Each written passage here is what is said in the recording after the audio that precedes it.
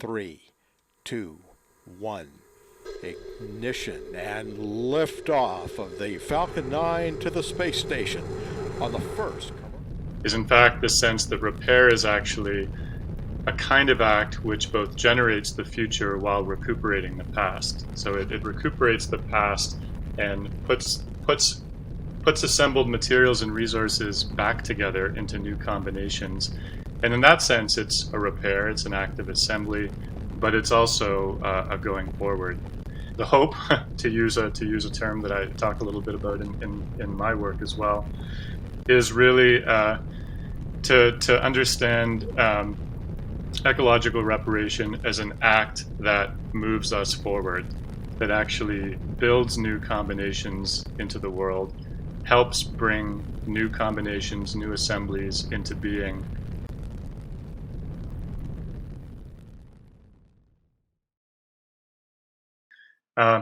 And in the process speaks towards some of the things that many of us also care very much about in the world in terms of justice. It's a means of repairing human communities in their relationship to the natural world, but it's also a means of repairing and improving human communities sort of in their own right. But if we could imagine such a thing, the social, as social scientists were once fond of saying, is also at stake in the work of ecological repair.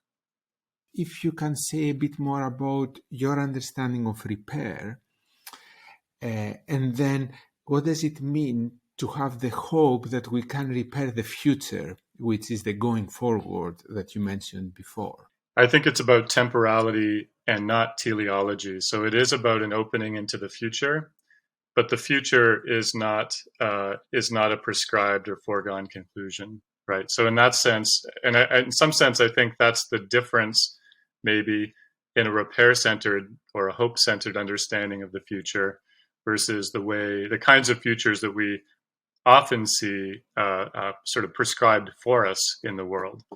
There are often powerful prognostications of the future that various kinds of powerful actors, the tech industry now does this an awful lot, but we've been doing it for centuries in the West. There's a sense in which I think when we think about a repair-centered notion of the future or an opening out into the future is radically open-ended. And in some sense, that's the place where the future, I think, connects particularly well with the themes of hope that I care about and think about a lot in my work. If we go back to the way hope was theorized by some of in particular, some of the kind of iconoclastic Marxists, maybe Marxists, not quite Marxists, nobody's quite sure, like Walter Benjamin and Ernst Bloch, that's really what they were after. They were after the creative potential in the not yetness of the future, or the not yetness, and in fact, the not yetness of hope, that I really love from Frederick Jameson, actually, which talks about hope provincializing the present, right? That hope makes the present seem only one of many possibilities, right? And in doing that, in provincializing the present, it opens the field of the future to a wider set of possibilities, a wider set of actors. If we take seriously the forms of hope that all actors engage in the world in an ordinary way, if we think about the forms of work that are attached to hope being much wider than that, and the forms of knowledge and expertise being much wider than that, I think it's got a democratizing or an opening effect on how we think about and practice and enact futures. And it's one that I think also opens up the terrain of the future in much more radical and complete ways. And I think that's what people like Walter Benjamin and Ernst Bloch saw in hope, that they didn't see in the Marxism around them at the time. They really saw hope as a radical potentiality that more structured understandings of the world. Today, a new moon is in the sky, a 23-inch metal sphere placed in orbit by a Russian rocket. The The reaction was one of astonishment and concern. You know, in the work that I'm doing now, I'm quite struck by the connection between that and this figure that Hannah Arendt gives us, with the launch of Sputnik and the question she asks about that. But of course, you can ask the same questions about SpaceX, more recent kind of space launches. And to me, it seems that it has the same vertical urge. It has the same placement of hope as this movement away from the earth, a movement away from the world. And that's where salvation lies in this understanding, is leaving the world behind, leaving the earth behind. There's a notion that I've been thinking about a lot about lately that comes from Nietzsche, actually, and the idea of homesickness and the homesickness of the moderns. And the way Nietzsche talks about it strikes me as a really interesting, you know, when I think about that urge to leave the earth, to me, that seems like a really interesting flavor and almost inversion of homesickness, not a longing to go back, but a literally sickness of the home that we inhabit.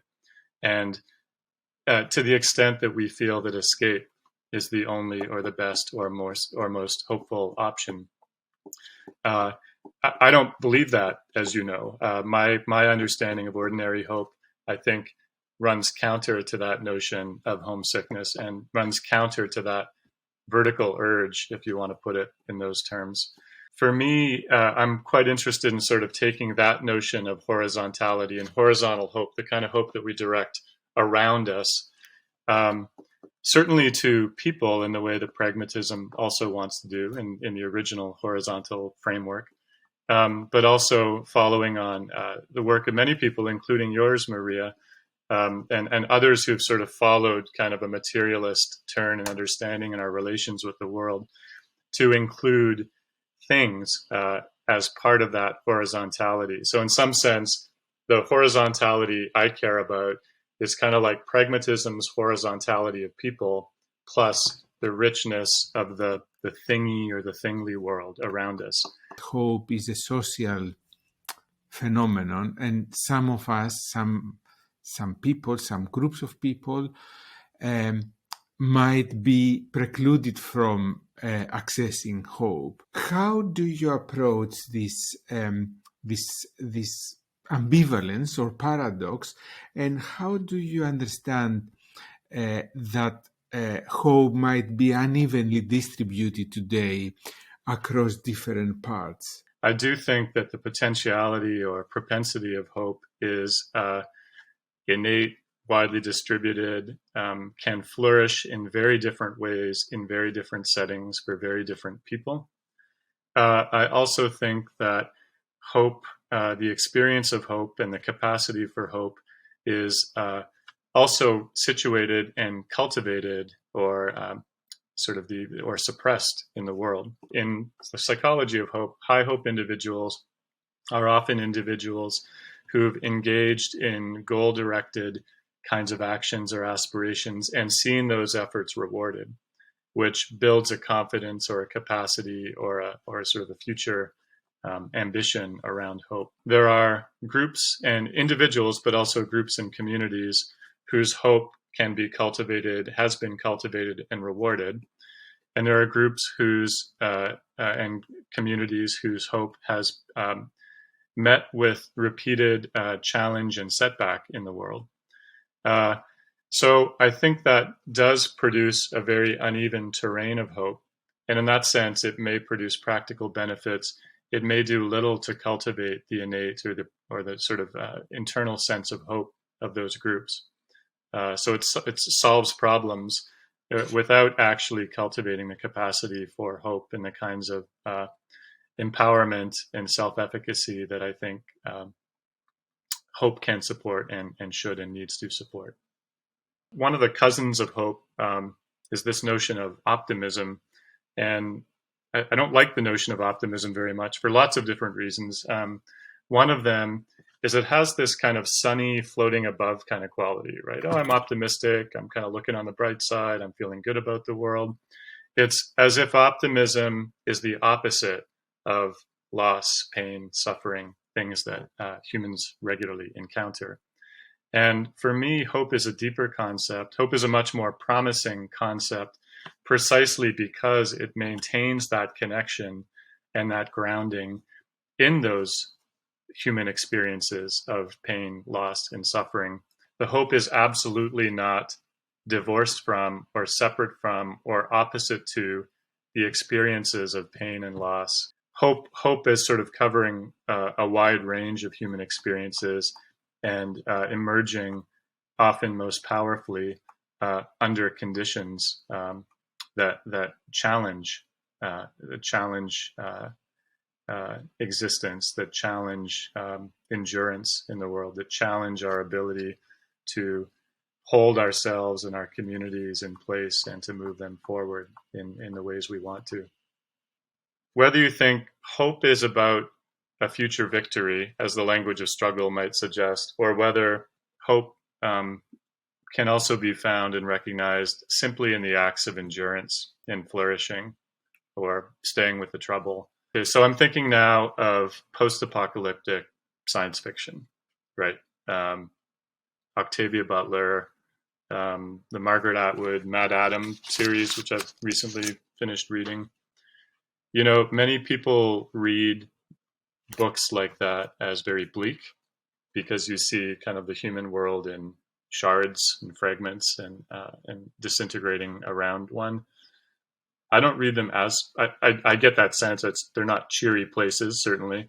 But I wouldn't read them as unhopeful. So even when it's a kind of a single narrator, sort of last human on earth that they know about kind of situation, for me, hope still, I still see hope in those stories. And some of the hope is about the day-to-day, very simple, very, how do we flourish in the tiniest ways within the worlds that are left to us?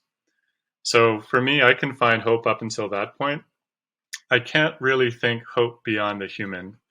So if we imagine a world in which the planetary change, ecologies change sufficiently, the Earth will continue. There's nothing that we know about that suggests that the Earth is likely to discontinue as an entity. There are scenarios in which we are no longer part of that story. I don't know enough about how other species and beings experience the world to say anything about hope in that world. But almost right up to the edge of that, as long as humans are a part of the world, as long as humans are engaged in the material worlds around them, I can see an argument and for the persistence and the existence of hope.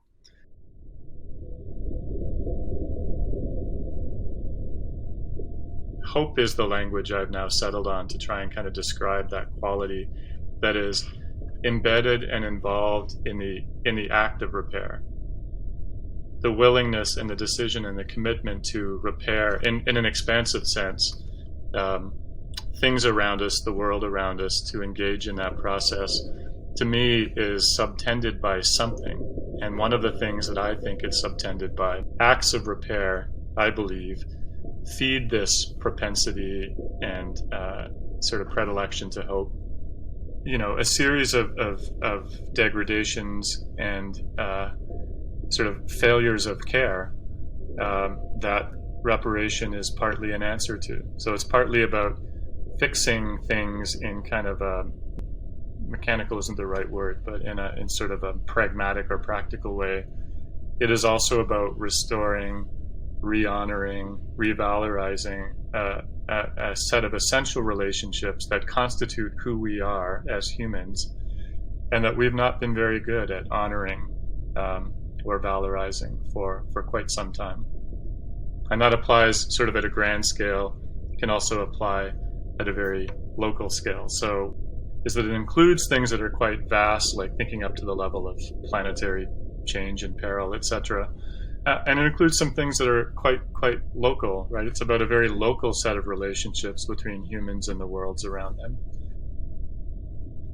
And all of that, I think, is part and parcel of the work of ecological reparation.